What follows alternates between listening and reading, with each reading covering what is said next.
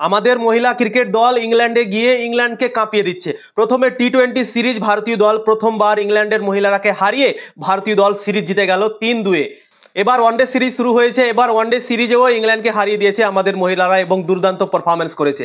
খাস করে দীপ্তি শর্মা দুর্দান্ত পারফরমেন্স করে এবং মুশকিল সিচুয়েশন থেকে ম্যাচ বার করেছে। আমাদের দুটো বড় প্লেয়ার হরমনপ্রীত কৌর আর স্মৃতি মান্ধানা এই ম্যাচে চলেনি, খেলতে পারেনি এরা দুজন। তা সত্ত্বেও আমাদের দল ম্যাচ জিতে গিয়েছে। তো তোমরা ভাবতে পারছো আমাদের মহিলা দলও এখন অনেক শক্তিশালী হয়ে গেছে। এখন 2-3টে প্লেয়ারের উপরে নির্ভর নয়, অনেকগুলো প্লেয়ার এমন আছে যারা একার দমে ম্যাচ জেতাতে পারে টিম ইন্ডিয়াকে, এবং কালকে আমরা ওটাই দেখলাম।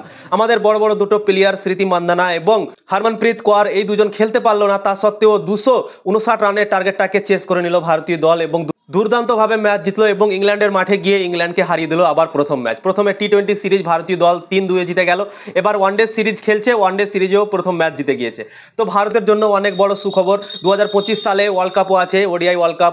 এইভাবে যদি ভারতের দল পারফরমেন্স করে এবং দুটো প্লেয়ারের উপরে যদি নির্ভর না থাকে, তাহলে সবগুলো প্লেয়ার যদি একসাথে পারফরমেন্স করে তাহলে কত সুন্দর হবে ভাই, দুর্দান্ত হবে। এবং ওটাই কাজ আমাদের মহিলা দল করে দেখাচ্ছে। এবং এখন একটা দুটো প্লেয়ারের উপরে নির্ভর নয়, সবাই পারফরমেন্স করতে শুরু করে দিয়েছে আমাদের মহিলা দল থেকে। তো কালকে ভারত আর ইংল্যান্ডের মধ্যে প্রথম ওয়ানডে ম্যাচ হলো এবং ইংল্যান্ড প্রথমে ব্যাটিং করে 258 রান করতে পেরেছিল। দুর্দান্ত বোলিং পারফরমেন্স করেছিল আমাদের মহিলারা।